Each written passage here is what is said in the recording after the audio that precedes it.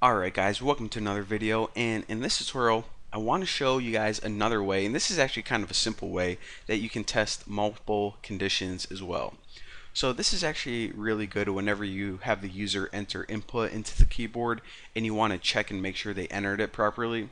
So let's just go ahead and make a simple program to ask the user if they like bagels or not. Because I know that cat outside my window, he loves bagels, so he would say yes, but we'll see what the user has to say. So go ahead and we'll just have the user type in Y for yes and N for no. So we can just store that in one character. So char answer is what we'll put their response in. And for the question, we'll just print it out.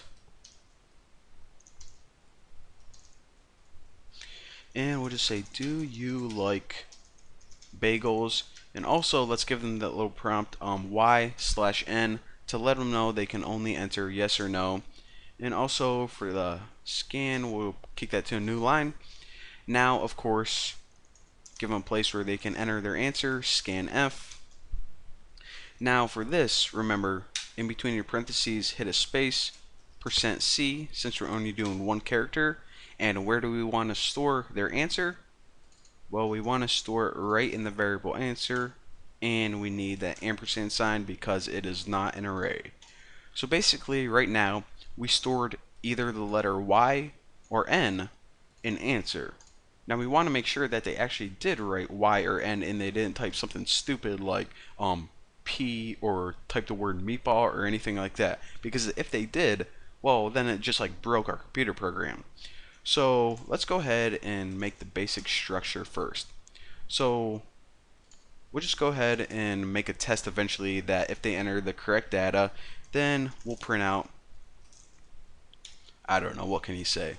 Like, we'll just say, I feel this. No, what can you say?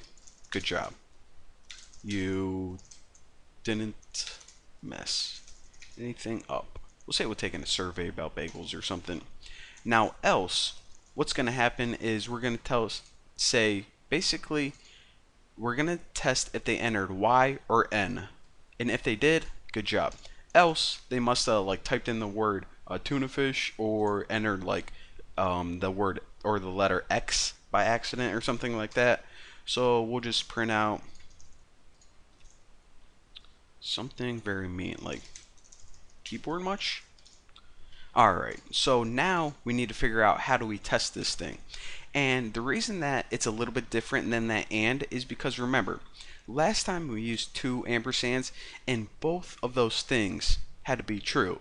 However, we can't do it this time because there's no way that the user can enter Y and N. Both of those things can't be true, so we need to use a new test, and that is called OR. And that, if you look on the enter key on your keyboard, you see the backslash, at least it is on mine. If you hold shift and press it twice, I call them the pipe symbols. I don't know what they're really called. I think they're called something like that. But in C language, two pipe symbols stands for OR. So basically we're going to have test1, which we're going to say is the character equal to Y, and we're going to say test2, which we say or is it equal to N. As long as it's equal to one of those things, then it's good to go. So the first thing we'll put is answer equal to Y, or is their answer equal to N? As long as it's one of those things, at least one of these things has to be true to say good job, you didn't mess up. If it's not and both of those things are false, then we'll just say keyboard much.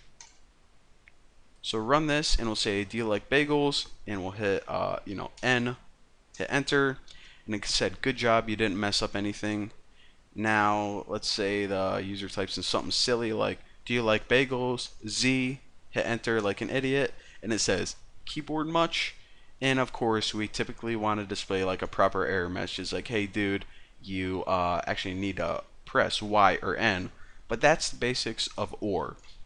And also, if there's an instance like this where both of these conditions were true, then this would still run. Basically, just one of these conditions need to be true, this one, or both of them. And let me show you guys an example of both of them. So we'll say is 5 less than 90? or is 10 equal to 10? Well, this is true. 5 is less than 90, and 10 is equal to 10. So even though both of these are true, you still need to do this, even though it doesn't really matter.